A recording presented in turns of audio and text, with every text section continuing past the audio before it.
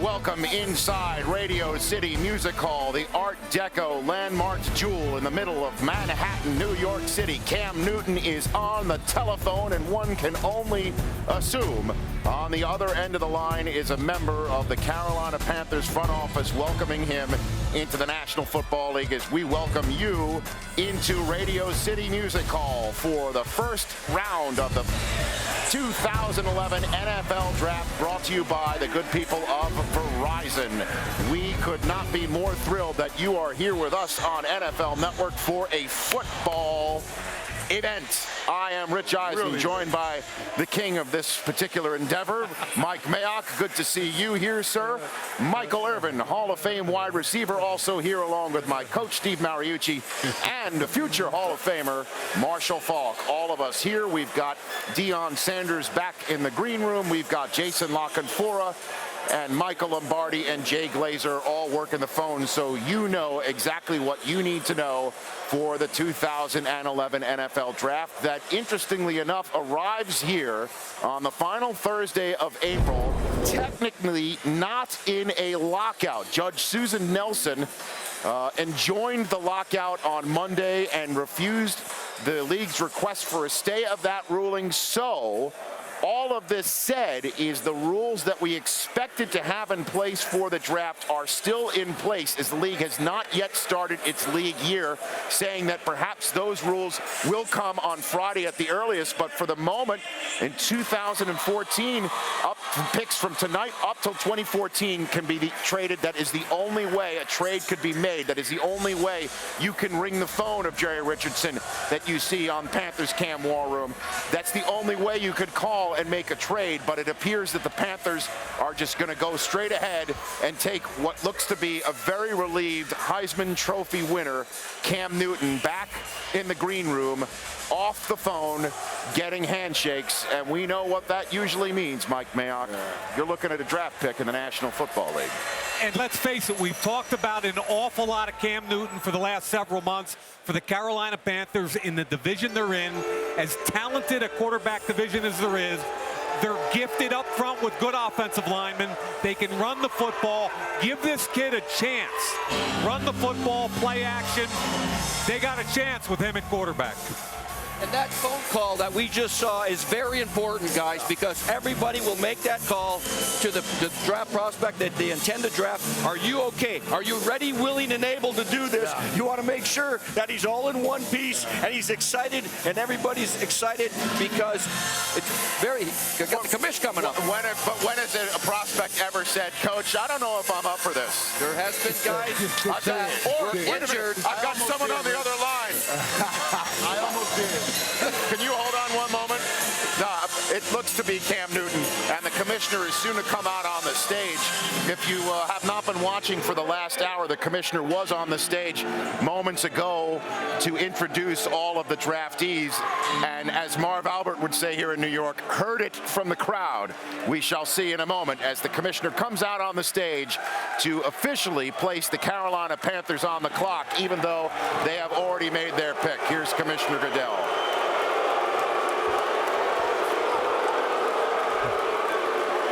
I got you. Okay, football fans, welcome to the 2011 NFL Draft. Let's get back to some football. Yeah, there you go. The 2011 NFL Draft is officially open. The Carolina Panthers are on the clock. So the chant of "We want football" cascading down from every section of Radio City Music Hall. And the pick is in. It is being brandished by some walkie-talkied individual. And it's also being sent to the Broncos table so they can call back to Denver and let the folks there in that draft room know that Cam Newton essentially has been taken off the clock. You're looking at the Panthers draft party outside of Bank of America Stadium. Well, I think it'll be jubilant. I mean, this is a big-time personality and big-time winner coming their way. The question is, will he be a big-time success at the next level? And it's going to be all on that young man's shoulders. But this is what we all are watching drafts for. Dreams coming true. And I like this his is coming choice. true for Cam Newton. I like his choice in neckwear.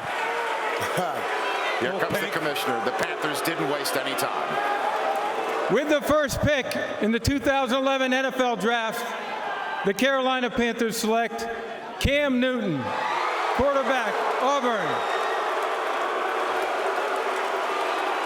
Big-time player, obviously, Heisman Trophy. Won a national championship at Blaine Junior College. Then he won a national championship at Auburn University. I can tell you from watching every single one of his game tapes, there's an awful lot to like, but Carolina fans, you need to be patient also. He's coming out of a spread offense.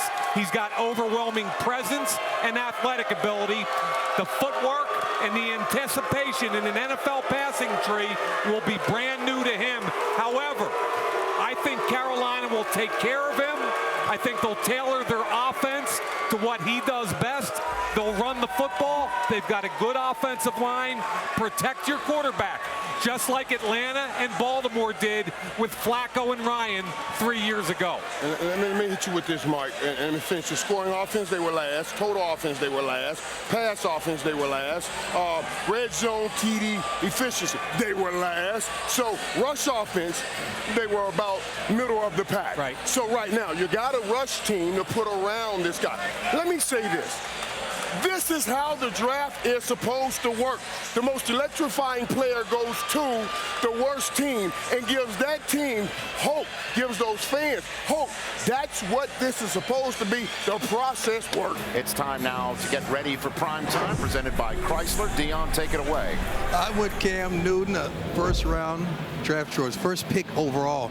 I know they threw the sticks and stones, and you said it didn't bother you, but I have someone with me that it did bother.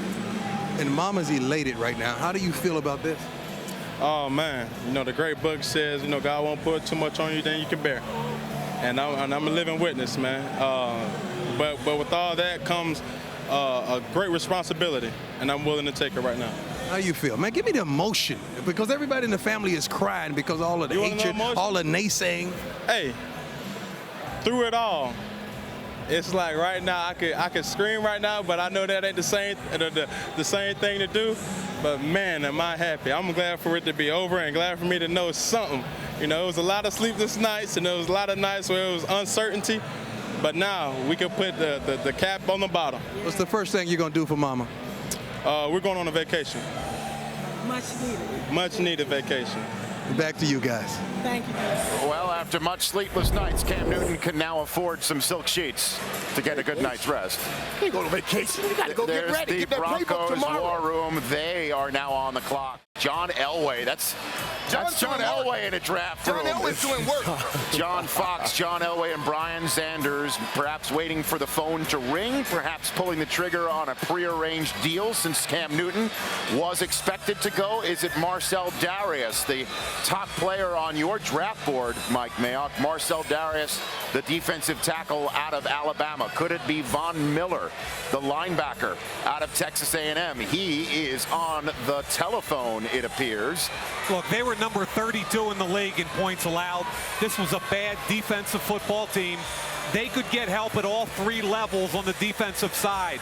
Originally, I thought it was Marcell Dareus up until this last week, because the more I thought about how you get better quickly in Denver, it's to pass up Dareus, knowing the strength of this draft is defensive tackle. It looks like quite an emotional moment for Von Miller as well, as he's taken off of his glasses, and we could only assume the emotion that's going on. It seems that he is breaking down, crying in the green room. And we got high fives in the Denver war room. Brian Sanders and the rest of the staff there high-fiving. And I think we can pretty much assume with that picture, John Fox was out of the room. John Elway was out of the room. Von Miller with a tissue to his eyes. What a great shot that is, Rich, because it tells you all the hard work that has gone into this moment. He's realizing his dream. You imagine every kid that is sitting out there playing in their yard, they thought about this. With the second pick in the 2011 NFL Draft, the Denver Broncos select Von Miller, linebacker, Texas A&M. So it is Von You're Miller. talking about the guy with the best first step in college football. This is the premier edge rusher in this draft. Only 240 pounds, but when you put the tape on, his variety of pass rush moves, his ability to win at the snap because of his burst off the line of scrimmage, ultimately will make him an elite player. Now, the knock against him is he's only about 240. I've seen him play with leverage and toughness at the point, but fellas, he's going to have to learn to do that consistently because that's where teams are going to attack him in the run game. And you talk about this guy knows how to get to the quarterback. In college, he posted NCAA best 17 QB sacks in 09, coach, and of course, first team All-American last year. This guy gets to the quarterback, and that's what Denver needs. Think about the two teams in the Super Bowl. They're the two teams with the most sacks in the NFL. Green Bay and Pittsburgh were 1 and 2. He is tied for the highest drafted Texas A&M player in the common draft era, tied with linebacker Quinton Coriat, who went second overall in the 1992 draft. And in this draft, one of the most unique drafts we will ever see under the circumstances, what is about to happen as he puts on a Denver Broncos lid, as Von Miller goes out to the stage with his new Denver Broncos jersey, is for the first time in NFL draft history, a player suing the league for antitrust is going to shake hands with the man who runs the league and hugs the man who he's suing. I love it. This is what's happening right now in the National Football League world. But Von Miller and the commissioner have bonded this week as they have met on a couple of occasions, and an emotional moment for Von Miller and the commissioner, no doubt. The Bengals have been on the clock for 45 seconds, and Marcell Dareus is now on the telephone. And one would assume there's a big-time defensive tackle heading to the AFC East, Mike Mayon. Yeah, they had to be looking at either Von Miller or Marcell Dareus. Remember, they drafted Aaron Mabin a couple years ago. That didn't work out. Marcell Dareus with the number 32 run team in the NFL. With the third pick in the 2011 NFL Draft, the Buffalo Bills select Marcell Dareus, defensive tackle, Alabama. I love the pick. Number 32 against the run. This kid played in the 3-4 scheme at Alabama. Look at him. That's beautiful. He can play nose. He can play the 5 technique, which is a defensive end in a 3-4. He's already done it collegiately, which is rare. This kid is a 320-pound animal with rare movement skills. I love the pick. And when you put the tape on, I'm going to show Michael Irvin a play on this tape. I'm going to call it the money tape, Michael, and you're going to love it. As he is embracing all of his Alabama teammates, as you saw Julio Jones walking away from him, and Mark Ingram came up to him moments ago as the newest Buffalo Bill is making his way to the stage. He's a good guy, man. I had a chance to talk to him quite a bit during this process, man, and he's always talking about doing good things in the community. This guy right here, like you mentioned, big guy, big, soft, good guy. A big guy. Hurt you on the football field, but I help you off the football field. This is a good pick. And Nick Saban hands him his Buffalo Bills hat and gear. His college coach is the guy who puts him out on the stage. And that's the thing, Nick Saban, they played at 3-4, played at 3-4. When you think about this kid, how much strength he played with. When I look at him playing with the Buffalo Bills, they have an inside presence now. Now your outside rushers can get to Tom Brady because you have to double team inside. He'll make the other guys around him better, similar to what we saw with Ndamukong Suh last year. The Buffalo Bills, their defense will get better quick. This is Cam Newton. Watch right here. He breaks down like a basketball player, mirrors the quarterback, and the 320-pounder tackles the first draft pick in the entire draft. Are you kidding me? What do you think of that play? I was not shuffling of the feet. Deion Sanders, we're welcoming Marcell Dareus to Primetime, presented by Chrysler. Take it away, Deion. Yeah, I'm here with the big fella right now. Bittersweet moment. You lost your father as a young child. and your mother a year ago. You have tornadoes now rampaging the state of Alabama. How do you feel at this moment? I mean, you know, the Lord won't put more than you can bear. I fight through it, I struggle through it. But the thing, my mom, they wouldn't want to see me sit my butt down. They want to see me keep fighting and keep fighting. So that's my thing, I keep pushing me. My mama struggled, I struggle, but it's always something. It's always gonna be a brighter light at the end of the tunnel, baby. I've seen you this whole week just smile, man. You're like the life of the party. Everyone, people gravitate towards you, man. You're so infectious. Are you gonna take that to Buffalo with you? Of course, man. Gotta shine some light on the city, man. Everything is too cold. I'm gonna bring some warmth to it. You take care, big fella. Yes, sir. Is this going to be the time that the Cincinnati Bengals move on from Carson Palmer, or do they take this young man, A.J. Green? We shall see what's going to happen. Okay, with the 4th pick in the 2011 NFL Draft, the Cincinnati Bengals select A.J. Green, wide receiver, Georgia. So while A.J. Green makes his way to the stage, this now means with the Cardinals on the clock, Blaine Gabbert has dropped to the Arizona Cardinals. So that's something that Rod Graves and Ken Wisenhunt will have to noodle on, as there's 8 minutes left for the Cardinals to make that pick, while A.J. Green is now heading to Cincinnati, Mike. Pretty amazing decision there for Cincinnati. The quarterback, Carson Palmer. Do you take a Blaine Gabbert? Do you wait for a Dalton or a Ponder and hope they're there? There is also a train of thought that you're in the division with Baltimore and Pittsburgh. You better get better on defense. Chad Ochocinco has 1 year left on his contract. Is this merely a replacement for Chad, or can they live together for a future term? Because the bottom line to me is, if you lose Chad, all you did was replace one guy with another, and you haven't helped your ball club. And two different receivers, Coach. Two very different receivers. You know, Chad, yeah, but I'm saying you got to sign them and keep them. Absolutely, absolutely. But maybe they are even saying, you know, Chad gives us one thing. Right.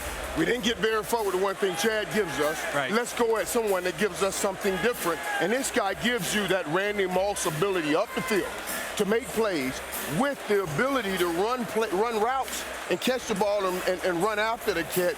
Like, let me throw a name from the past, Plexico Burris. Right. Thin guy that can really move across the field. He gives the Cincinnati Bengals something to add with Jordan Shipley, the guys they picked up last year. As the Cardinals now decide what to do, they are on the clock with 3 minutes and 30 seconds left to go. And it's that point of the evening where we start scanning the green room for prospects on the telephone. That's Patrick Peterson of LSU. Blaine Gabbert not on the telephone.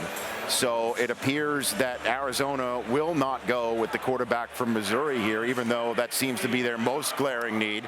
Patrick Peterson is obviously one of the top players available in this year's draft. What all of this means, if Peterson goes, Gabbert does not. That means Gabbert and Julio Jones would be out there for the 6th pick in the draft, which we're hearing Mike Mayock a lot about. Could be a potential trade spot for somebody from down in the draft to come up and get Julio Jones. We've been hearing Atlanta might be one of those teams. If Peterson goes here, and the Browns might have wanted him, maybe we see some activity coming up in the next 20 minutes or so. This is the first pivot point to the draft. I really thought the first 4 would go as they did. Arizona, up until this week, I thought would take a quarterback. I took Patrick Peterson. There's an awful lot of trade talk, both at 5, 6, and 7. So stay awake, folks. Things are going to happen now. I don't believe there's going to be a trade right now. What we have is a pick that's been handed into the commissioner. With the 5th pick in the 2011 NFL Draft, the Arizona Cardinals select Patrick Peterson, defensive back, LSU. Now, I'm going to tell you what that tells me about Arizona. Ken Wisenhunt, Rod Graves, Steve Keim, they think they can compete in the NFC West. And it tells me by not getting a quarterback, they think they can get a veteran. And they get a ball player that might be the best player in the draft. You pair him with Dominique Rodgers-Cromartie. You got Toller. You can never have enough corners in this league. I think they're telling me that they think they're going to get a veteran quarterback and compete this year. Could also be saying we've got a pick at 38 overall. Right. That we could do some business with, maybe to move up with. Or they could wait and see somebody that's down there at 38th overall. But as Peterson comes out onto the field, onto the stage, and is the latest prospect to give a bear hug for Roger Goodell. And as expected, the trade has just been announced that something has happened with the Cleveland Browns 6th pick. Mike, take it away. Everything our information guys have been talking about all day long, I believe, are correct. Atlanta at number 27 believes they're ready for a Super Bowl. They believe they have to be more electrified, in that division. They got to score better. They got to give Matt Ryan more tools to win. I'm looking for Atlanta to come up here to get Julio Jones, that young man from Alabama, right there. To move from 27 to 6 is brutal. So what'll happen is they'll flip first-round picks. Atlanta will give their 2nd-round pick and probably a 3rd or a 4th in this year's draft. And Rich, a 1 and a 4 in next year's draft. Wow. We send things to Deion Sanders going primetime, presented by Chrysler, and Patrick Peterson on the stage. We are definitely going primetime, and this is a guy who I'm sure we're going to see on primetime on the Sunday edition of NFL Game Day. Did you know? I mean, you're matching with the hanky, the tie. Did you know a little something before today? I really didn't. I mean, it's a shocker, but I'm happy to be an Arizona Cardinal. I'm going to go there and give it all I got each and every day. Michael Irvin said something so profound. You're going to be practicing against one of the best receivers in the game, Larry Fitzgerald. Now you got Dominique Rodgers-Cromartie as well, a pretty good corner. Do you look forward to the challenge of being the best on that team and the best in practice daily? Oh, no doubt. I mean, that's my whole goal. You know, going there, going against Larry, picking Cromartie, bringing a little bit. I mean, we definitely want to get that team back to the Super Bowl, but win it this time. Back to you, Rich. So Patrick Peterson is a new Arizona Cardinal, and as you could see, Julio Jones is off the phone. The Atlanta Falcons are now on the clock with a pick being in, as the commissioner is about to make all of this official. The Cleveland Browns have traded the 6th pick to the Atlanta Falcons. With the 6th pick in the 2011 NFL Draft, the Atlanta Falcons select Julio Jones, wide receiver, Alabama. So Julio Jones coming to the stage. This breaks the hearts of some Rams fans that hope that he possibly could drop to them down all the way to 14. It also leaves Blaine Gabbert up for grabs for the 49ers, who are now on the clock, as we all create some headspace for those developments. Tell me about Julio Jones, Mike. Mr. Blank, Thomas Dimitroff, you're making a statement. Great job by Dom Heckert in Cleveland, compiling draft picks. Mooch, you look like you're all nervous over there. I love this guy. I love the physicality of a receiver like him. What a great compliment to Michael Jacobs, Roddy White, Tony Gonzalez. Matt Ryan is ecstatic right now. What a trade they pulled off. Michael Turner, Julio Jones, Roddy White, Tony Gonzalez, Matt Ryan. That's not a bad nucleus to move forward. And you had Blaine Gabbert going to San Francisco. While we were in commercial break, the San Francisco 49ers put their pick in. The Tennessee Titans have been on the clock for about a minute and a half. Do you think it's going to be Gabbert? Does Jim Harbaugh get his quarterback right away to move things forward? That's Aldon Smith on the telephone. He looks like a newest member of the National Football League. Let's see what's on the card. With the 7th pick in the 2011 NFL Draft, the San Francisco 49ers select Aldon Smith, defensive end, Missouri. So who'd have thought that the first Missouri player taken in this draft would be Aldon Smith and not Blaine Gabbert? That the Niners take a Missouri player and it's not Gabbert, it's Aldon Smith. That's the way things are developing, as now the Titans, with their Vince Youngless world, they have Blaine Gabbert available to them, with the Redskins, who might covet him more than most. So close, tantalizingly close. What about Aldon Smith, Mike? Aldon Smith is 3 years removed from his high school prom. Put it in perspective. There's a lot of growth. He's 6'3" and change. He's 263 pounds. He played the defensive end in a 4-man front and was very effective when they kicked him inside. Now, the 49ers are going to ask him to stand up and play 3-4 rush linebacker. He's explosive. He's got a natural physical skill set. I was at his pro day workout. My only concern were the tightness in his hips. So when he steps up and drops back, he's not natural, he's not fluid, but they're not going to ask him to do much of that anyway. He's going to go get the quarterback. And that's the thing. When you're the outside linebacker, your #1 duty is to go forward and beat that tackle. And this kid has freakish flash ability, and he understands how to pass rush. Long enough arms to keep the tackle disengaged. I want to see, can he handle the run? Right, you know, this guy was with me in Game Changers in Phoenix, Arizona. He gained 17 pounds over there training. He's just a young kid, 21 years old. He's going to get bigger, stronger, faster. Vic Fangio is going to love this guy to train him. Yes, Mike, he won't drop very often, but we saw him intercept passes, and he did play basketball, but what he does best is get after the quarterback. Well, the Tennessee Titans took only 4 minutes of their time. I'm getting my cardio in during the first round. I didn't think that I would tonight. These things are really moving very fast. What do you think the Titans are doing right here? Well, I mean, first and foremost, there's a quarterback sitting right there that they probably didn't expect to be sitting there. So Blaine Gabbert sitting there not looking real happy.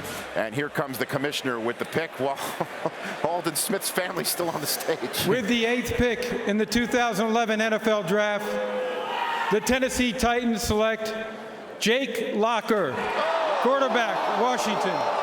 I've said from day one, he's a first-round pick. However, what I will tell you is those guys are tied at the hip, the head coach and the GM, with that quarterback going forward. The Cowboys are on the clock as we take a look at their somewhat docile war room right now.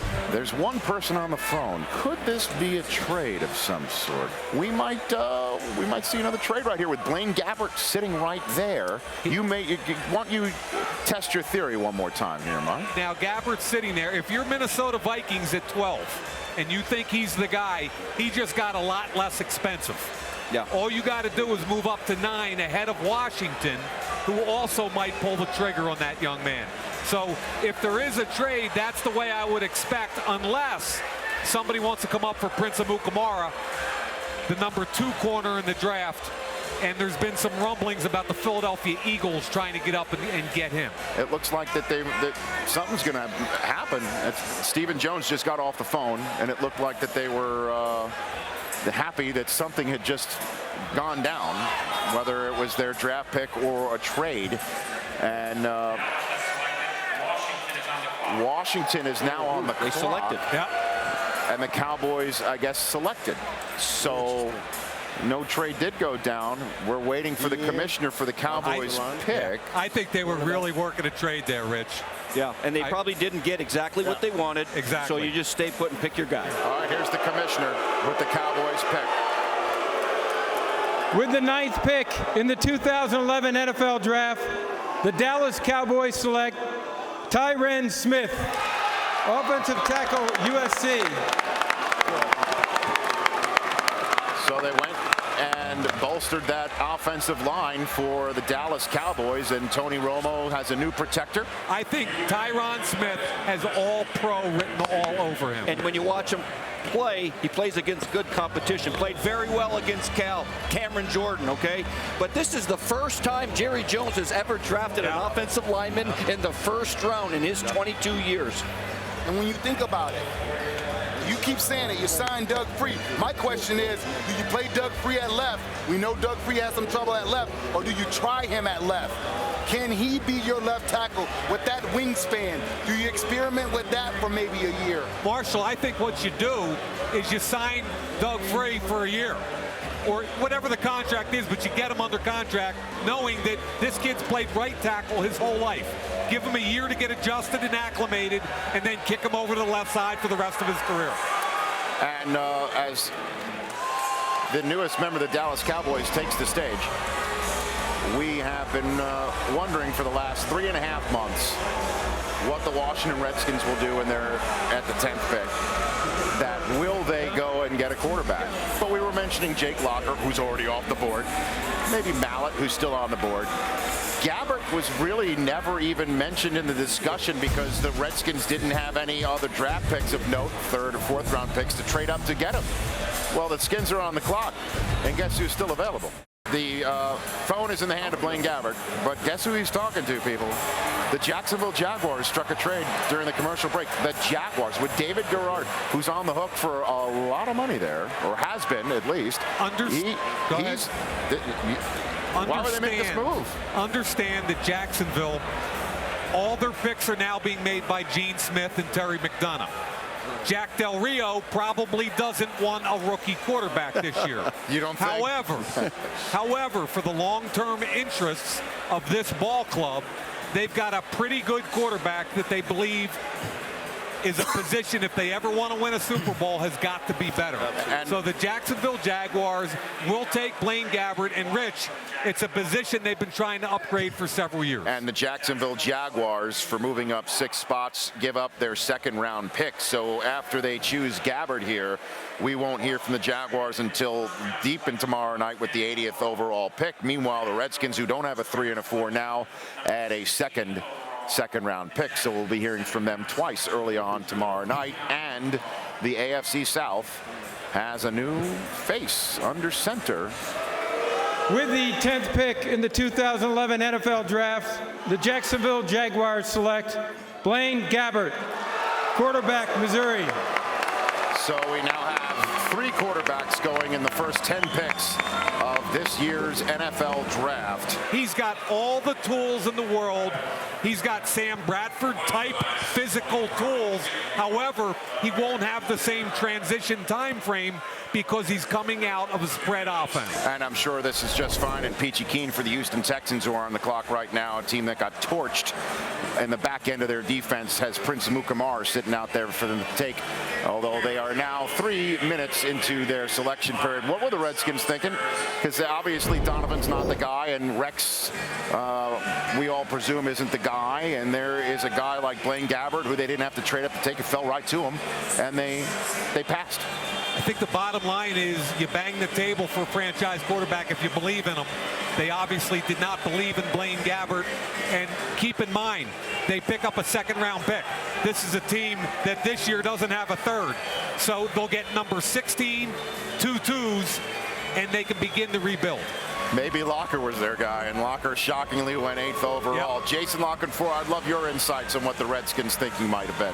Well, guys, the 2 quarterbacks that they focused on in the second round in their preparation were Dalton and Ponder. They're both on the board. Washington now has 2 second-round picks. If they need to move up with a Philadelphia or New England at the end of the first round, teams willing to trade down, Washington now has ammo to do it, whereas before with no 3rd, no 4th this year, they couldn't make many moves. I think they come out of this draft with one of those 2 quarterbacks, and they get another asset for it. Shrewd move for a rebuilding team, and Gene Smith strikes again for the Jags, guys. Quality thinking, quality food for thought there from Jason Lockenfor. As Blaine Gabbert now, you think there's going to be competition? Oh, yes. In Jacksonville. Jacksonville's going to take that old route that Green Bay took.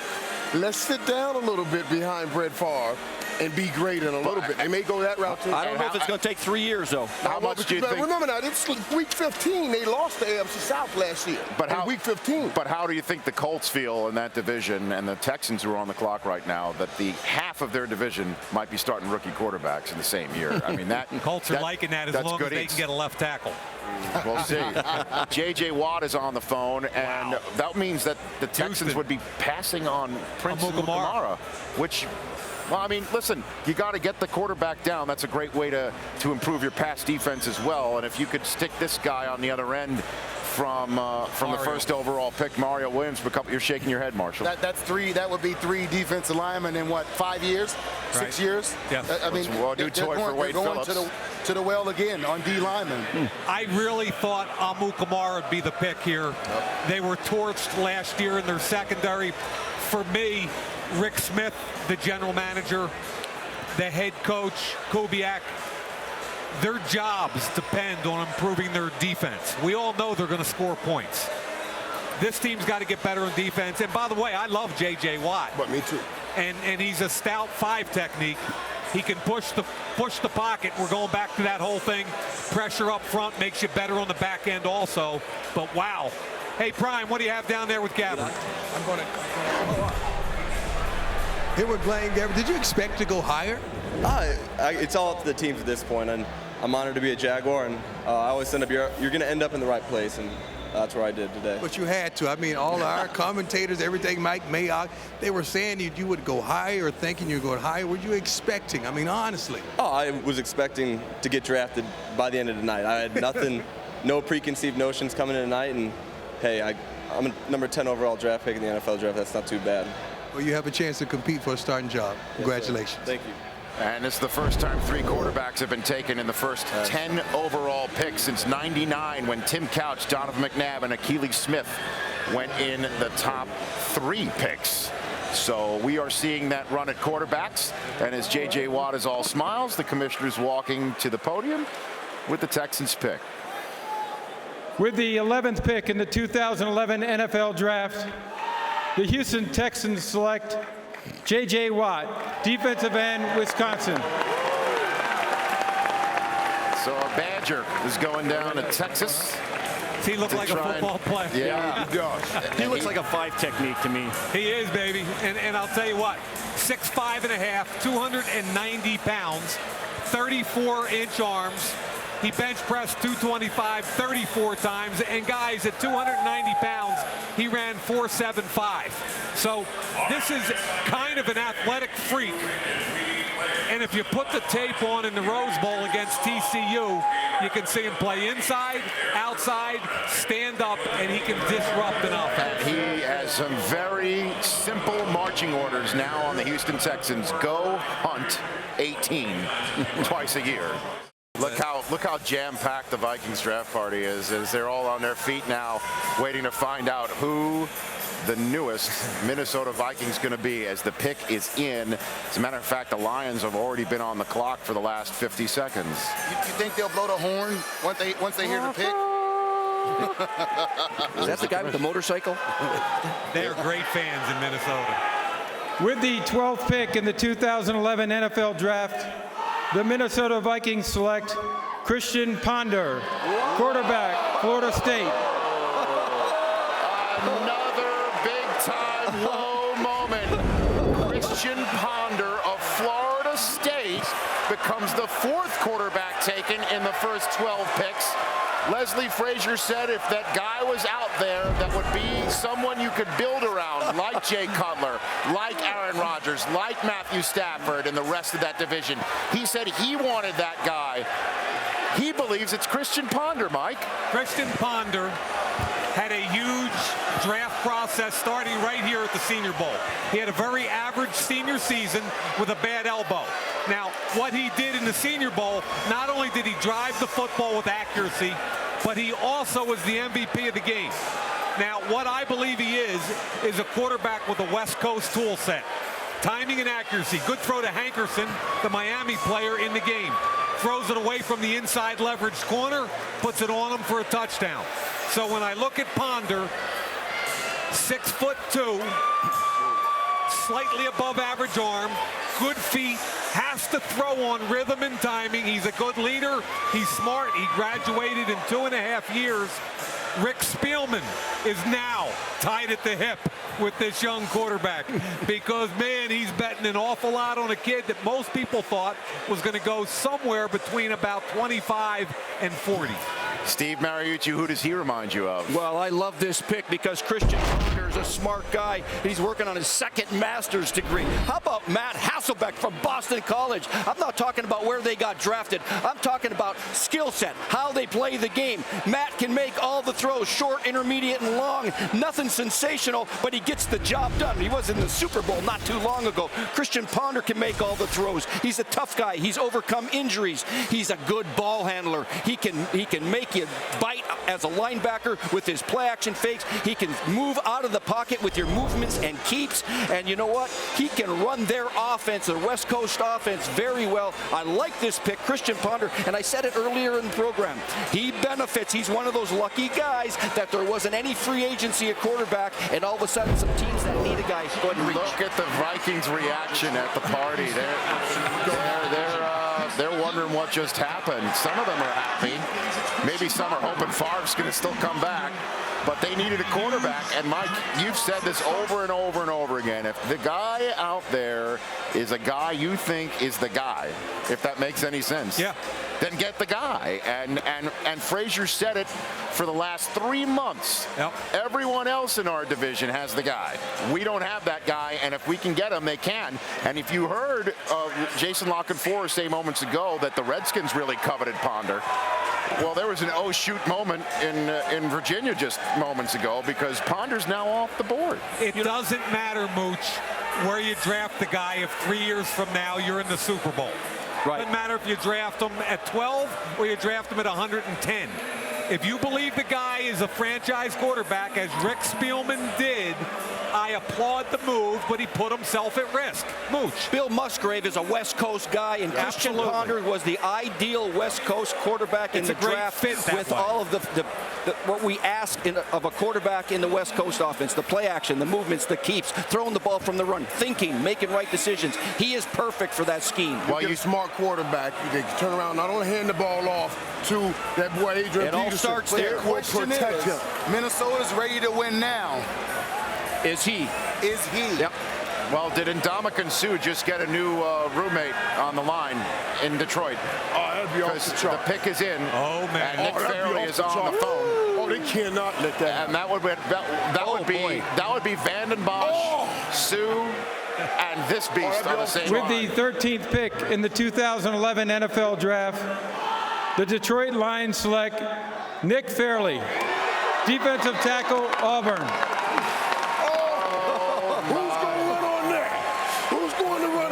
They've got to stop Adrian Peterson, I guess. Oh, who's going to run on that? That big boy right there is a beast, man. That boy, he has a high motor, and he will hurt you. Well, it got a lot warmer in the center of that defensive line that already had one of the top draft picks. There is Nick Fairley, who was a beast in the national championship game, and now he's going to be playing alongside a bona fide one in the NFL. We will ponder more, not Christian, on this next. You may be looking at the newest St. Louis Ram as he is now hung up the phone, nodding his head, and the commissioner's coming out. Usually that equals 4. 2 plus 2, I mean. There's the commissioner. With the 14th pick in the 2011 NFL Draft, the St. Louis Rams select Robert Quinn, defensive end, North Carolina. Mike, entering the combine, you had him as a possible #1 overall pick. He goes 14th overall. The Rams get themselves a kid with some motor, huh? I've got him at number 6.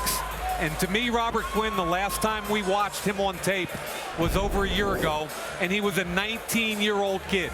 He's a gifted edge rusher. This kid's still 20 years old. I believe his best football is ahead of him. Mooch talked about his high school wrestling. He was a 3-time state heavyweight champion. He plays with leverage and balance, and I keep telling people that want to tell me he's not stout at the point of attack. I keep trying to tell people he was 19 years old the last time we saw him on tape. He hasn't grown into his body. The kid made a mistake, did some things with an agent he shouldn't have, but he's not a bad kid. He's just a naive kid. 263 pounds. He's gifted off the edge. Gifted, I'm telling you now. I think he's got a lot to learn, Mooch, from a technique perspective. But if you want to talk about upside at that position, getting to the quarterback, I think he's the guy with the most upside of any defensive end in this draft. James Hall, 34 years old. Time for a changing of the guard. And when you think about him and Chris Long on the other side, Chris Long made huge strides, not just in the passing game, but in the run game as well. When you think about Steve Spagnuolo, I think about him with the Giants. You can never have too many defensive linemen. Remember the amount of pressure that they used to apply with so many different guys. You add Robert Quinn to the pass rush of the St. Louis Rams. You keep acquiring guys. He's going to make guys around him better. Fred Robinson, a guy that they picked up in free agency. This defensive line, and they understand we have to get after the passer. And how to do it, it's with a guy like this. Dolphins are on the clock. They have 6 minutes and change to make their pick. Cameron Jordan sitting out there for them.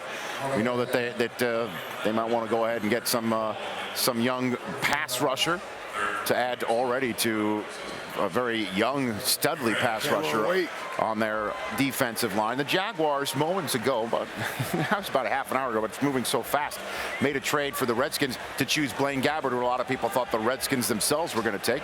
Redskins are up after the Dolphins. Brian Baldinger is in Redskins headquarters and joins us now. Brian, what can you tell us? Well, Rich, I think the first option that the Redskins will have at 16 is to trade back again and try to acquire more picks. I think that was something they were enamored with going into this draft, looking at Philadelphia and New England, teams that acquire a lot of picks. You don't have to be so perfect and strike gold with each one with you have numbers. But if they stay at 16 right now, I think they're going to go straight off the board. And I wouldn't be surprised to see Prince Amukamara here come off the board. And remember, D'Angelo Hall's under contract, but Carlos Rogers, along with Philip Buchanan, the other two leading corners, are free agents, unrestricted free agents. They may not be able to keep them. I think they go for value here if they hold the pick, and I think Prince would be their guy. Well, we have a player in the green room on the phone, and it's Mike Pouncey of Florida. So will he be staying in the state of Florida? Will he be anchoring that offensive line that's in desperate need of some anchoring in Miami? He's the guy I put in my mock draft because of exactly what you just said, Rich, which is they're pretty good outside in Miami. They're Jake Long outside, but inside they've had injuries, they're getting older, and this kid can play all three positions. I actually like him at guard better than I like him at center day one. A lot of questions about will Miami take him because the owner clearly said we wanted excitement. Right. We want you to put excitement on the field right now. And how do you step away and say, okay, we're not up under the Bill Parcells philosophy?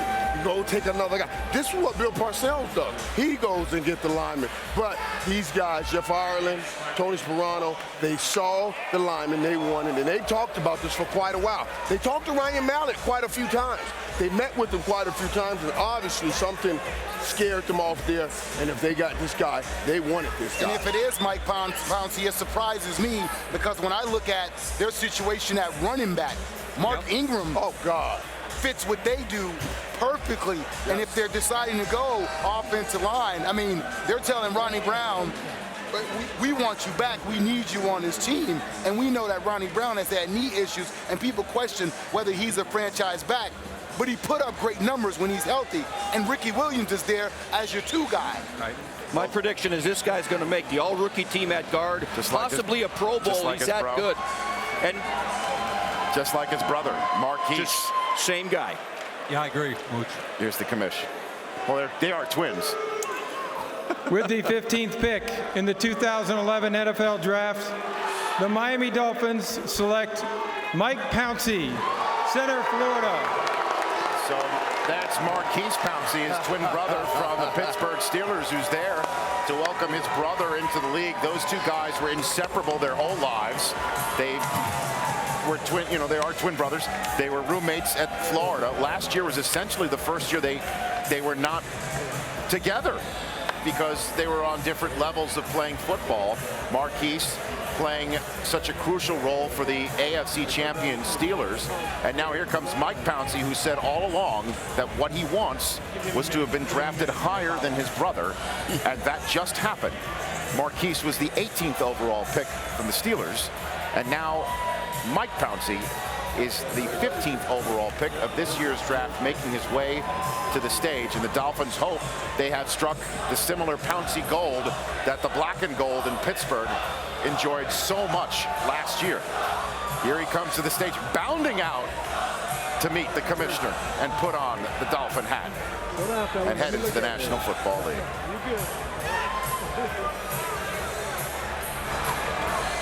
And I'm sure he will get a wonderful New York Jet welcome into the National Football League here, holding the Dolphins jersey up.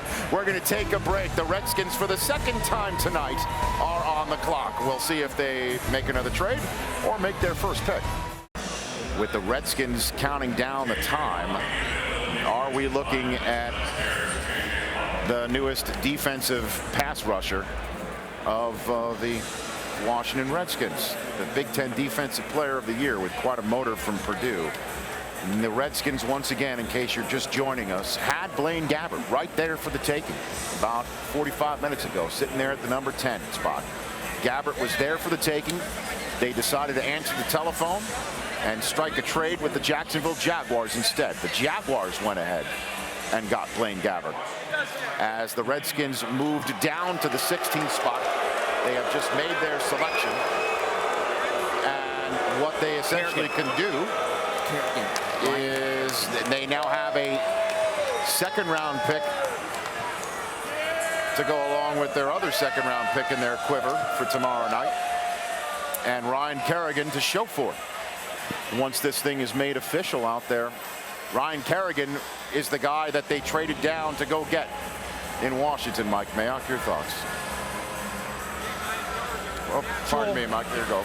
Go ahead. To me, Ryan Kerrigan is a natural 4-3 end. Now, a lot of the teams feel very strongly he can stand up, play that 34 position. Thank you. And apparently that's what the Redskins believe. And they need somebody opposite Arakpo. He makes sense. He's got a great motor. I thought Amukamara might have been the pick there, but he's one of those real safe picks. Hard to argue with. As the New England Patriots are now on the clock for the first of 2 times. And Mark Ingram sitting out there. Amukamara sitting out there. They need the defensive end. They got Cameron Jordan still sitting out there. As Ryan Kerrigan's waiting in the wings. All he needs to do is hear his name from the commissioner's mouth. With his 16th pick in the 2011 NFL Draft, the Washington Redskins select Ryan Kerrigan, linebacker, Purdue.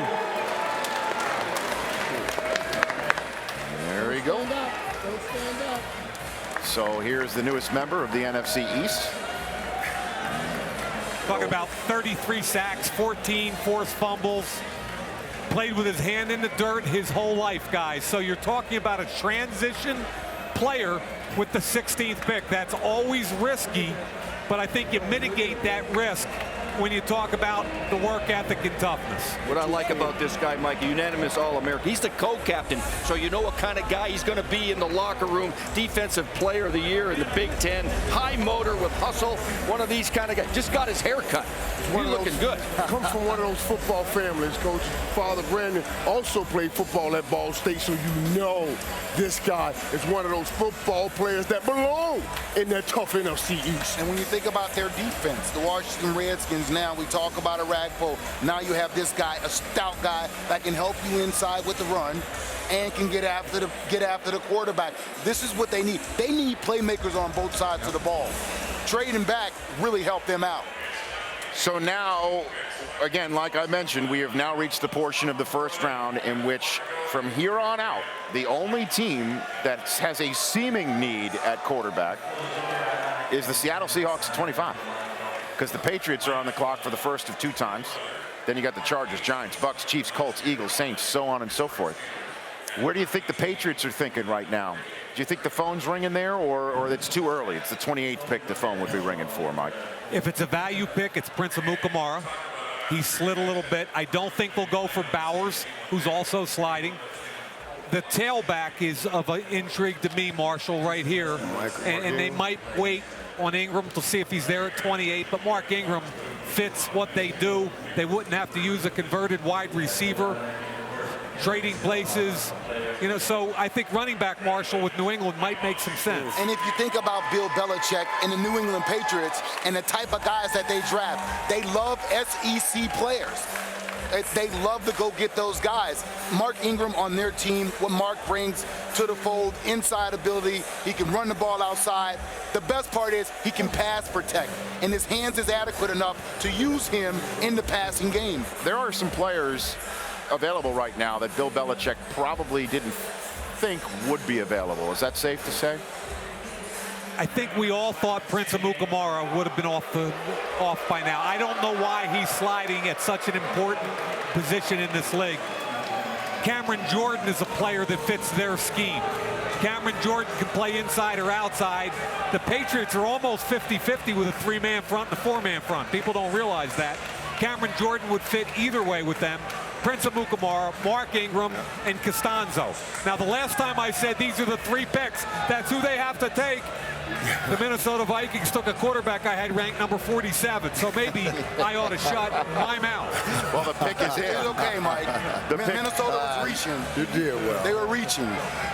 The pick is in, and it's the first of 2 picks the Patriots have in this round. They have, for those of you scoring at home, 2 picks in the next round as well, including the first pick of tomorrow night. So the Patriot fans are getting limber. Here comes the commissioner with the Patriots picks. The Jet fans are already in full throat.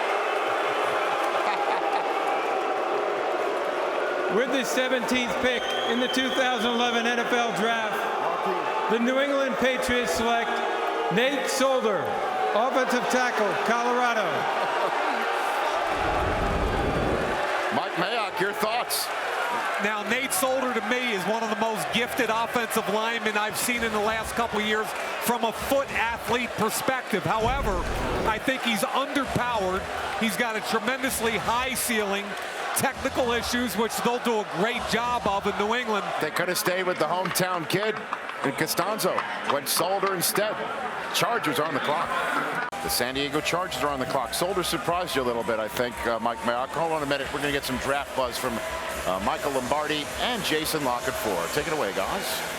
Well, Mike, I know we got San Diego on the clock here. I'm hearing Corey Liuget is the pick. A lot of people thought to the Rams at 14, if that's how they go, and I'm hearing that's how they're going. Pretty good value pick for the Chargers. Yeah, I mean, San Diego was looking for an interior or an outside linebacker. They need to strengthen their defensive line, and I think he's the right pick for them. And, you know, Nate Solder was a guy that the Patriots really liked. He's a left tackle, and they feel he could be their left tackle of their future. So a lot of teams, they were worried about getting jumped for Nate Solder. Sounds good. Back to you guys, Rich. Thank you. The explosion you heard was not the fact that Corey Liuget is coming out of the green room. It's because the Chargers picked putting the Giants on the clock. Here he is, the commissioner.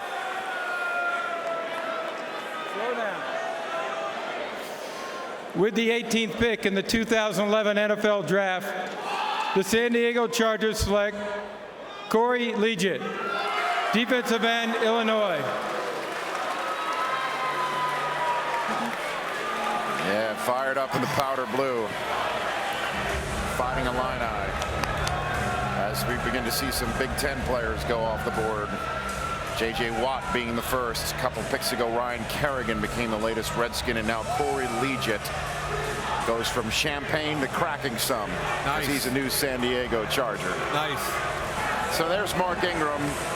We all know the story about him and his dad. And his dad played for the Giants, who are now on the clock.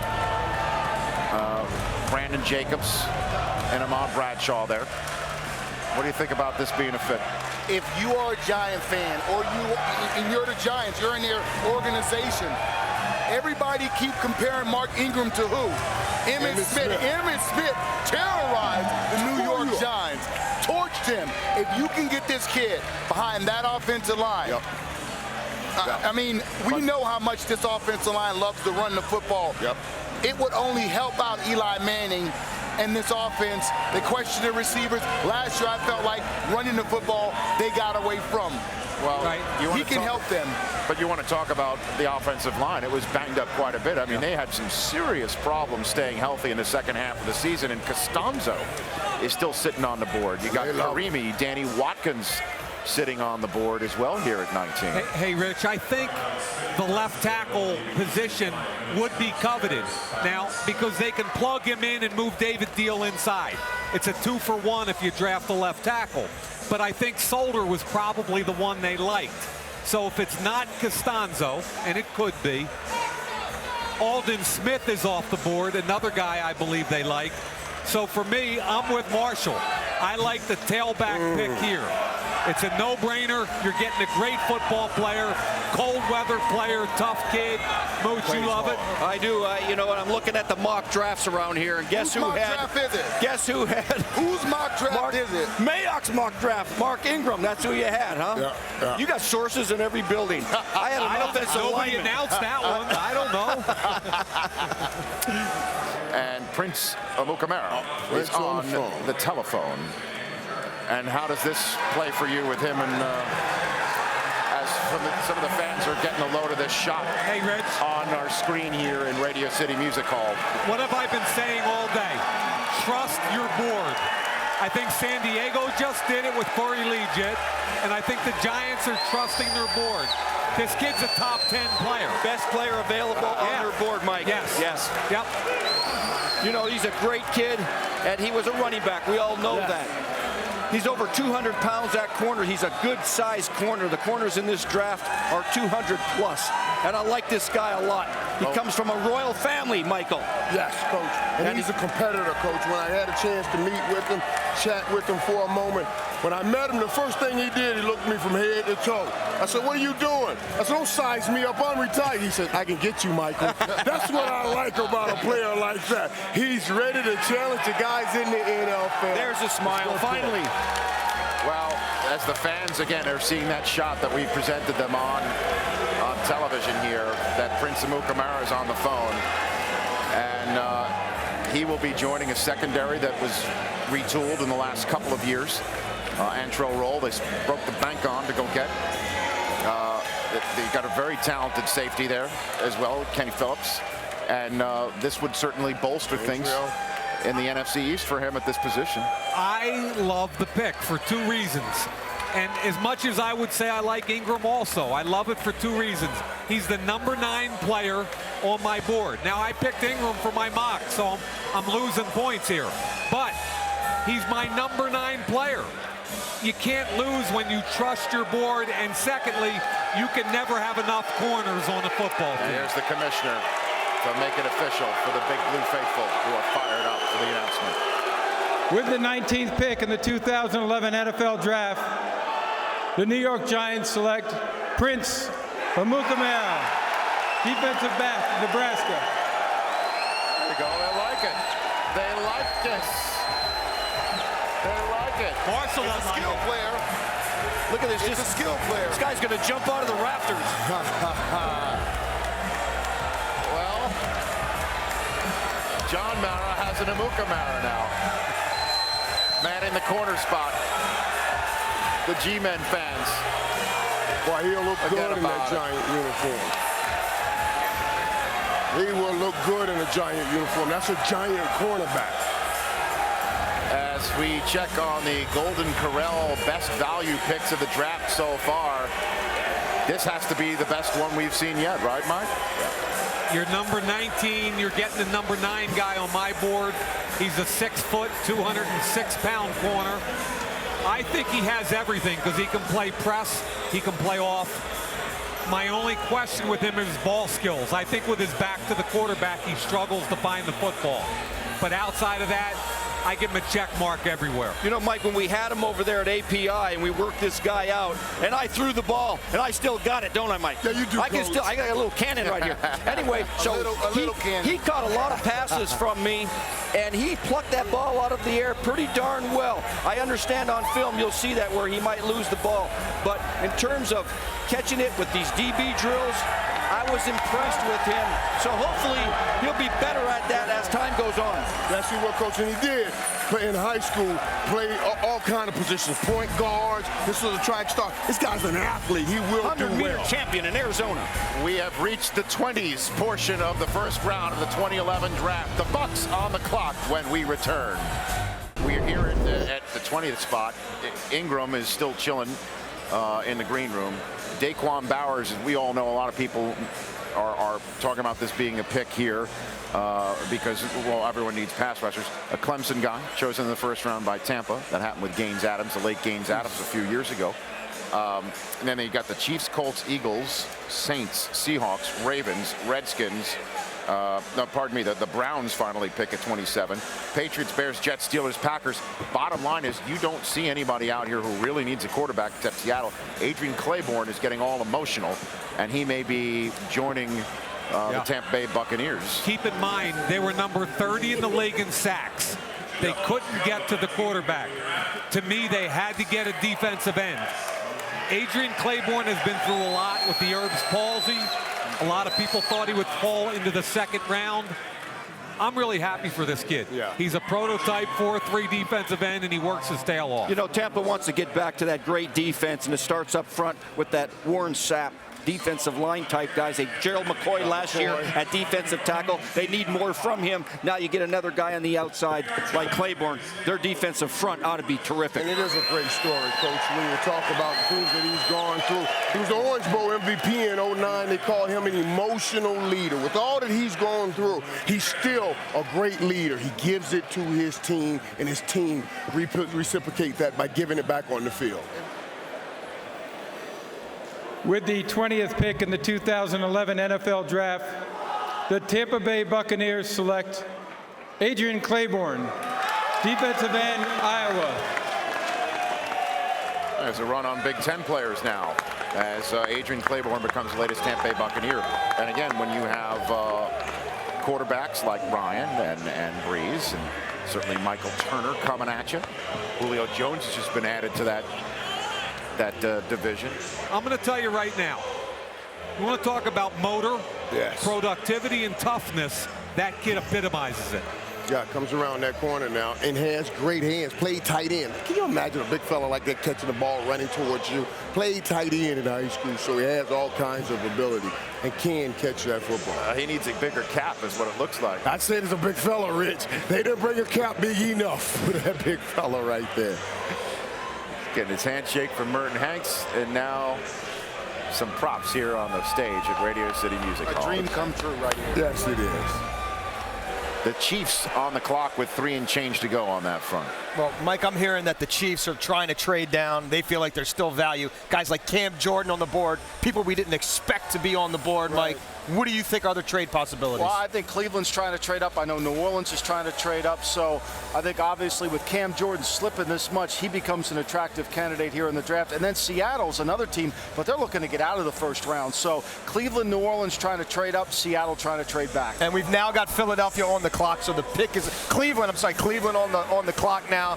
We send it back to you, Rich. We have a trade. So the Chiefs and the Browns have swap picks. We're looking in the green room, and that looks like a very happy Phil Taylor, who is a Cleveland Brown.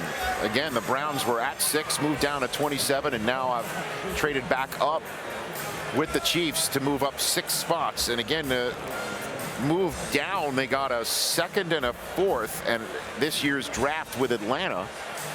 And what they did was take their own original 3rd and send it to the Chiefs. So they still have their 2 2s, and now they have 1 3rd-round pick. Their only 3rd-round pick is gone, and they got Phil Taylor to show for it. What do you think, Mike? I think anytime you convert from a 4-3 to a 3-4 or vice versa, you've got to find parts that fit.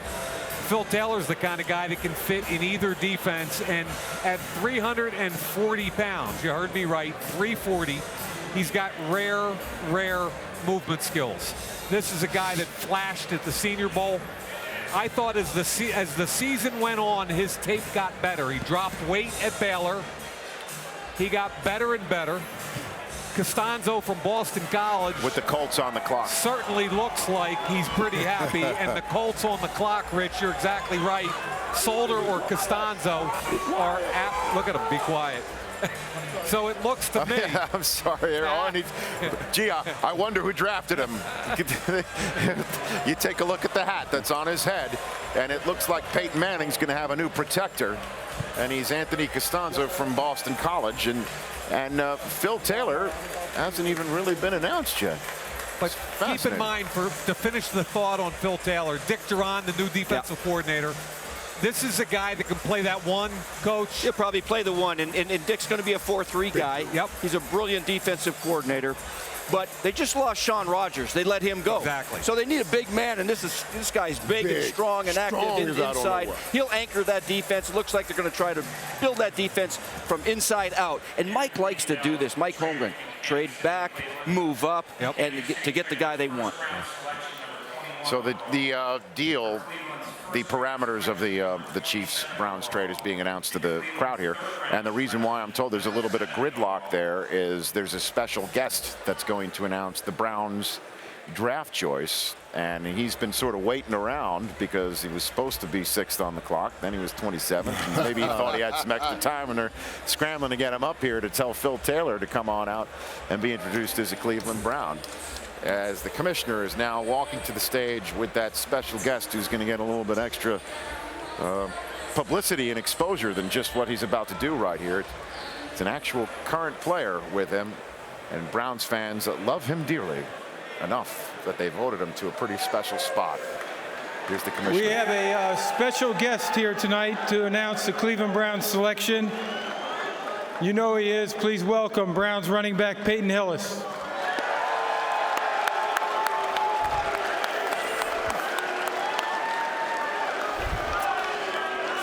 First of all, I just want to thank my Lord Jesus Christ for giving me this opportunity today. And I want to thank all my fans out there that voted me on for the 2012 Madden cover. I really appreciate everything. And with that, with the 21st pick in the 2011 NFL Draft, the Cleveland Browns select Phil Taylor, defensive tackle, Baylor. Big dude.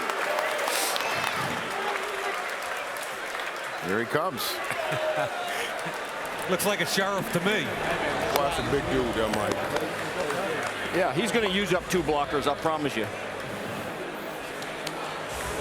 Swallows up the commission. He swallows him up. So, wow. Phil Taylor is a Brown. Castanzo is a Colt. Who's going to be the next Eagle? Because they're on the clock.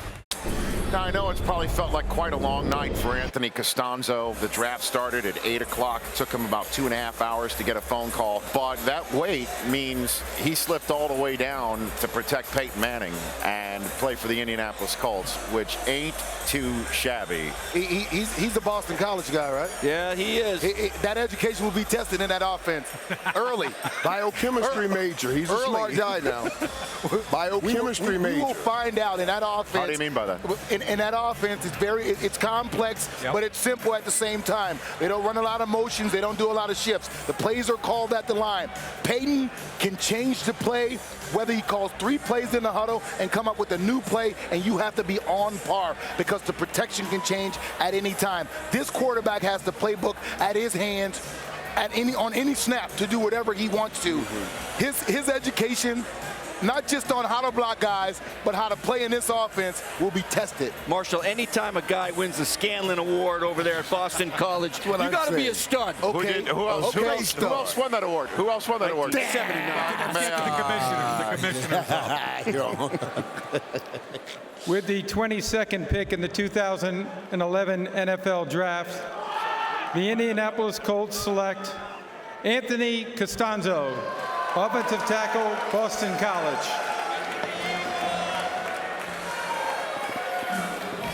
Mike, your thoughts? I think he's a perfect fit. Let's face it, second-round pick several years ago, Tony Hugo, did not pan out. Charles Johnson has not panned out. This is a guy they can plug and play day one. He's intelligent. Marshall talked about how important that will be, especially at the line of scrimmage with Peyton Manning. What I loved about him was at the Senior Bowl, they moved him all over. He's a left tackle that played left guard, he played right guard, and he played right tackle. He didn't complain a bit, and he played well at each position. So I think he's a natural fit, and I think Peyton Manning will be happy. He's only the second time that Bill Polian has used a first-round draft choice on an offensive lineman. The other, Tarek Glenn. Tarek Glenn, he took him from Cal. How did he work out? He worked out pretty well. Danny Watkins is on the phone, and he's probably talking to Andy Reid. And what a story of this young man from British Columbia. Never played the game of football until he went to Butte College in California to study on firefighting. He wanted to become a firefighter, wound up at Butte College, which, by the way, also the community college of Aaron Rodgers. And he wound up going to Baylor because he wound up, look at that guy walking on the Butte Community College campus, like, how'd you like to try some football, son? Is that Bardia right with him there? Yeah, Bardia sure is, NFL Network producer. No, it's not him. But the Eagles are on the clock, and they're fired up. The Danny Watkins, a guy who picked up the game of football when he was thinking about taking up firefighting, wound up going to Baylor and filling the shoes of Jason Smith, who was a second-round pick, second overall pick, just a couple of years ago. And now he is on the phone, most likely with Andy Reid, a young man going to go to Philadelphia as a first-round draft choice, interior lineman, to keep Michael Vick protected as the commissioner comes out. With the 23rd pick in the 2011 NFL Draft, the Philadelphia Eagles select Danny Watkins, guard, Baylor. So after that heartwarming moment, Danny Watkins is a Philadelphia Eagle announced in New York City. And gets a far different reaction. But as you can see, yes, the firefighter. Look at him, Rich, the firefighter. He is a volunteer firefighter in his hometown. Great, and again, that's why he went to Butte Community College, because of their great program that they have there about fighting fires. And that's what he wanted to do. And he walked on the campus again. That that Aaron Rodgers excelled at, and they said, why not try it? And you want to talk about also, you talk about bruising brawlers. If he played hockey first, being from Canada, and his parents stopped going to his games because they said they were sick and tired of going there only to watch him sit in the penalty box. He was one of those enforcer types. That's the guy who's now going to be enforcing things for Michael Vick and the Eagles. This is Andy Reid's kind of guy now. He's a blue-collar guy. He's a versatile guy. Played tackle, but probably will play guard. Could play tackle, I guess, in a pinch. But they're going to have a lot of money invested in Michael Vick, and you got to have an offensive line now to protect him. That's not unlike the Colts taking Castanzo and protecting Peyton Manning. The last 2 picks are bodyguards for these expensive quarterbacks. Yeah, and this guy fits Philadelphia so well. You know, I know Philadelphia. It's a passionate city about football. It's a big, passionate guy about the game. This is a marriage made in heaven. And it looks like there's a whole group of firefighters that are up there cheering for Danny Watkins. There they are. Look how fired up they are. Very cool. For Danny Watkins. That's who he was waving to, and he's giving the thumbs up to right now here in Radio City Music Hall. What a moment for Danny Watkins and his firefighting community. The Saints have made their pick, and we were seeing in the back as well exactly who that is, because when we have our cameras in the green room and they're crying and they're on phones. What do you think about the New Orleans Saints at 24, Marshall? Well, it was said before we saw Cameron Jordan in the back that they would probably go Mark Ingram here, but it looks as so, regardless of how good your defensive coordinator is. It doesn't matter if your defensive coordinator shut down Peyton Manning in the second half in the Super Bowl.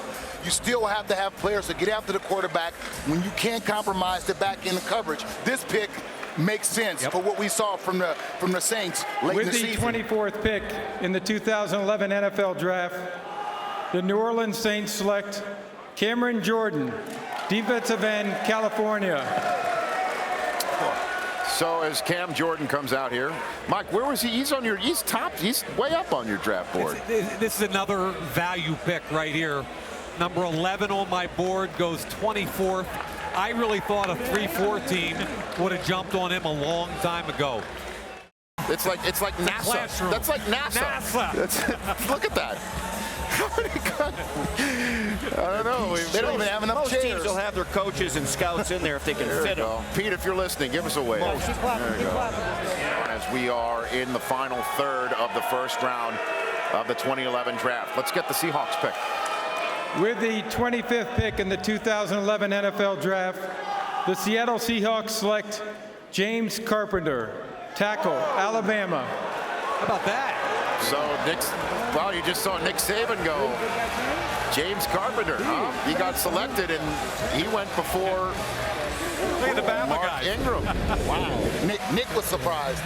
He was surprised. So there you go. James Carpenter is a Seattle Seahawk. What do you think, Mike? I had him graded as a early to mid second round pick. I thought he had a great Senior Bowl week. He's a finesse left tackle. They've already got Russell Okung. So I really believe they're going to kick him to the right side and give him every opportunity to plug and play. All right, the Ravens are now on the clock. Mark Ingram here in New York City. He would like to be liberated from the green room right now, as he's still sitting in there, 25 picks in.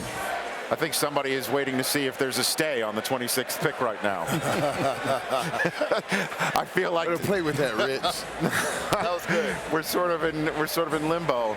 And Baltimore may have passed. I don't know. We're trying to find this out. Lombardi, straighten this out for me. Well, I think what happens is the commissioner will read out who actually has the next pick, because that's the order.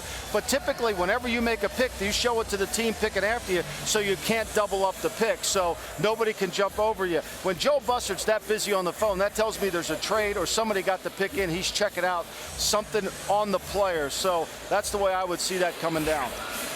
Joe wants to know what's going on. That's a big chair. Kind of swallows him up, doesn't it? He wants to know what's happening because the draft is stopped. Hey, we need to get him on the house phone. There's something happening now. There's Ray Anderson. He's a sheriff there, too. Whoa. Can we get Bus on a house phone, Rich? Yeah, we got. Get him on a house phone. Is this heated? Got some table pounding going on right That's here. like being in the back of a minivan. Look at those chairs. I mean, are you kidding me? Why can't we get them? I have 2 of those at home, I'll be quite honest with you. I mean, that's like a Barca lounger. Mooch, did you get them for free? Get them for free. No, I bought them, but I have 2 in my office. How about that? All right, so Joel's off Come on, the phone. Joel. What's No, he's going on the phone again. No, somebody else got And him on he's the house covered his phone. mouth. It's like Andy Reid calling plays. All right, here's the commissioner. What do we got here? Sort it, Roger. Kansas City first. I love it. I'm loving this. I think it's Kansas City. With the 26th pick in the 2011 NFL Draft, the Kansas City Chiefs select Jonathan Baldwin, wide receiver, Pittsburgh. So Jonathan Baldwin is now joining Dwayne Bowe and that high-powered offense that have tons of playmakers with Jamal Charles. And I think he did say that was the 26th pick in the draft for the Chiefs, and they picked 27th. We're going to straighten this thing out. Thankfully, we've got a commercial break. And everyone's on the phone down there. How many people can be on the phone at once? A trade has just been announced, but it's that the New Orleans Saints have now traded with the Patriots. Get back in. But we will now, I guess, hear the Ravens pick. With the 27th pick in the 2011 NFL Draft, the Baltimore Ravens select Jimmy Smith, defensive back, Colorado. So Jimmy Smith goes to the Ravens, but with the 27th pick, it does appear that the Ravens passed, and the Chiefs got in with Jonathan Baldwin. But Jimmy Smith is a guy, I guess, that they wanted anyway, so no harm, no foul. He's now a member of the Baltimore Ravens. And I like what Michael, the playmaker, Irvin, said about Jimmy Smith. Top 15 ability. He has significant off-field issues, but Michael, to me, this is a win-win. Yeah. The Baltimore Ravens get a top 10 talent on the edge. He gets the locker room. Jimmy Smith gets Ray Lewis and Ed Reed. Right. He gets the locker room he needs. And it's a win-win for me. I think that's just a great The Saints fit. have now just once again, the New England Patriots have traded out of a first round of an NFL draft. What new, right? That's basically what happens here. There you go. So New Orleans has now popped into the first round to take Mark Ingram at this year's. Mike Lombardi, take over here. Well, New England's traded the pick to New Orleans. New Orleans will pick Mark Ingram, and naturally, what did New England get? They got New Orleans' first-round pick next year. They'll trade from this pick all the way back to 56, and New England will pick up an extra first-round pick in 2012. Typical first round, guys. Wow. How about that? So New England's going to have 2 first-round picks again next year. But I like that. If you think about what New Orleans is saying, they're saying with Mark Ingram, they're going to be in the playoffs, and that pick is going to be probably right about where this pick is right now. And they're getting the kind of back that they need. Wow, it all worked out for Mark Ingram because he slipped all the way down to Sean Payton being his head coach. And you know all about being a running back with Sean Payton. It was middle to late first for Mark Ingram. It was Miami, the Giants, and then it was in the 20s, to be honest, Mike. That's what I was hearing. Late 20s, actually. So this is about where people felt Mark would go. And this is a win-win situation. This is a good trade because the Patriots only have 5 picks next year. They're adding another pick for next year. It's a 1, Michael. Plus, and the Saints got their man. Plus the Patriots are picking 33rd, which is only 5 picks away from here right now. The Saints have boomed in this draft. To get Jordan and then come back and get this young man? Are you serious? Mark Ingram is about to finally exit the green room, and of all places, he's going to New Orleans. And let me tell you something, the New Orleans Saints are getting a running back with a chip on his shoulder. Oh, yeah. He runs like it. That chip's been on his shoulder, Rich. Yeah, I agree. With the 28th pick in the 2011 NFL Draft, the New Orleans Saints select Mark Ingram, running back, Alabama. Well, the chip got bigger again because 28th overall is the longest a running back has ever waited to be drafted in the common era. The reason why you are hearing the explosion here is because the Jets have now been put on the clock because the Bears have selected, as the Saints have just made Mark Ingram the latest New Orleans Saint. I love the fact they got Cam Jordan on the defensive side of the football and come back, and now it takes any uncertainty in the run game out. Who's coming back? Who can you re-sign? How about we love our guy? We got Drew Brees. We got a tight end. We got playmakers on the outside. We've got a good O-line. We're going to go to Moore with Cameron Jordan. I love what the Saints have done, Marshall, so far in the first round. I love the fact that Mark Ingram, when you question, if you want to question whether he could run the football in the NFL, when you can do what he did in a 2-year span in the SEC, it proves to me that you can play on the next level. He's going to make the New Orleans Saints a much better offense, if that's possible. You saw Nick Saban. He was beaming like a proud dad as well. He showed 4 first-round picks for Alabama. The Bears pick is in. The Jets are on the clock. With the 29th pick in the 2011 NFL Draft, the Chicago Bears select Gabe Carimi, offensive tackle, Wisconsin. Makes total sense. Gabe Carimi, he's a technician. He's not a great athlete, but I think what the Bears will do is take Jamarcus Webb from the right side, kick him to the left, and let Carimi play right tackle. He's a gifted technician. He can play right tackle, or you can kick him inside. I believe Mike Tice will do a great job using this kid's versatility to improve their offensive line. That's the first time since 2001 that Wisconsin has 2 first-round picks in the same draft. The Jet fans are all excited, and that is Muhammad Wilkerson on the telephone in New Jersey. The Temple Owl on the phone, perhaps with his new head coach who knows what to do with somebody who's going to be hunting quarterbacks. That would be Rex Ryan, perhaps, on the other end of that phone line. The New York Jets select Muhammad Wilkerson, defensive tackle, Temple. So there you go. Muhammad Wilkerson is going to be wearing green. He is the latest New York Jet, as he is as emotional as one would expect to be. Kid from Temple is a first-round draft choice, and he's going to be playing on a pretty darn big stage. And Marshall Faulk, you've mentioned this quite a bit. I mean, the Jets had to scheme their heads off to get after quarterbacks. They really didn't have somebody who could put their fingers in the dirt and just go get somebody in just a couple of steps. And maybe this young man can do that. And with this guy in your base front, if it's a 34 at the 5 technique, Mike, we were talking about it earlier, this guy can get to the quarterback. Yep. Now, if you go down, if you put your 4 down, he can line up outside or inside. Stop the run and rush the passer in the nickel package. I like what he brings to the table. The Steelers have already put their pick in, and the defending world champion Green Bay Packers have just been put on the clock, as we could see the finish line here for tonight's NFL Draft.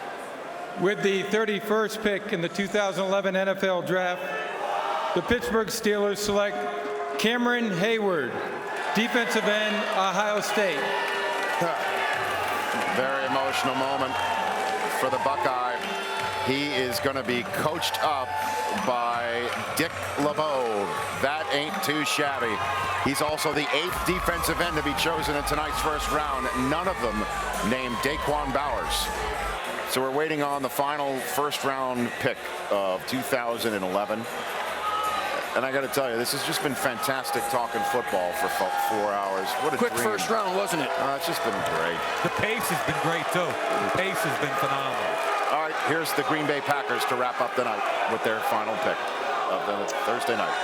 With the 32nd pick in the 2011 NFL Draft, the Super Bowl champion Green Bay Packers select Derek Sherrard, offensive tackle, Mississippi State.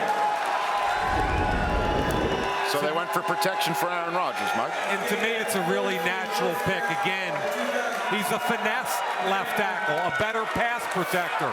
I think he needs to play with a little better leverage, but at the end of the day, that's a great pick for the Green Bay Packers. And at the end of the day, Ryan Mallett, Andy Dalton, and Daquan Bowers are all still on the board. Who's going to go ahead and take them on Friday, as rounds 2 and 3 will be live here from Radio City.